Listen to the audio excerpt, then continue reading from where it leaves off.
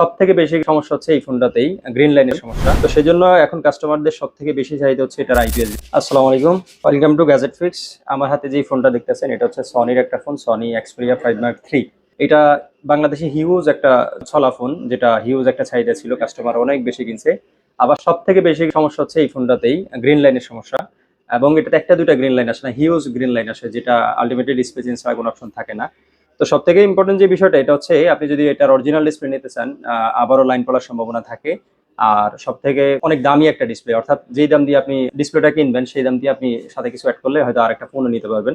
তো সেই জন্য এখন কাস্টমারদের সব থেকে বেশি চাহিদা হচ্ছে এটার আইপিএস ডিসপ্লে। আমাদের কাছে আইপিএস ডিসপ্লেটা অ্যাভেলেবেল আছে, দেখেন। কালার রেজুলেশন বা টাচ রেসপন্স একদমই অরিজিনালের কাছাকাছি। যেহেতু আইপিএস ডিসপ্লে একদমই আপনি অরিজিনাল মতো পাবেন না, বাট কাছাকাছি পাবেন। আর সব থেকে ইম্পর্টেন্ট বিষয়, আইপিএস ডিসপ্লেতে কখনোই লাইন পড়ে না, যদি না ফিজিক্যালি ড্যামেজ বা হাত থেকে পড়ে সেটা ভিন্ন হিসাব। বাট লাইন পড়ার ঝামেলা থাকবে না, আপনি এই ডিসপ্লেটা নিশ্চিন্তে চালাতে পারবেন, লাইনের ঝামেলা থাকবে না। আর রিফ্রেশ রেট যদি বলেন অরিজিনালের কাছাকাছি আসবে, বাট একদম অ্যাকুরেট 120 পাবেন না, এটা সম্ভব না। আইপিএস এ কখনোই 120 রিফ্রেশ রেট অ্যাকুরেট ভাবে কাজ করে না। আপনি দেখেন কালার রেজুলেশন আর সাইডের ফিটিংটা দেখেন, যেহেতু আইপিএস ডিসপ্লে একটু মোটা, বাট একদম ফিটিং বা সাইডে অনেক ফাঁকা থাকে, বিষয়টা এমন কিছু না। হ্যাঁ, এই ডিসপ্লেটা ওইভাবেই বানানো যাতে ফিটিংটা মোটামুটি অরিজিনালের কাছাকাছি আসে। যারা Sony phone user, Xperia 5 mark 2 3 4, 10 mark 2 3 4, এই ফোনগুলো যারা ইউজ করেন, সব থেকে কমন সমস্যা হচ্ছে আপনাদের গ্রিন লাইন।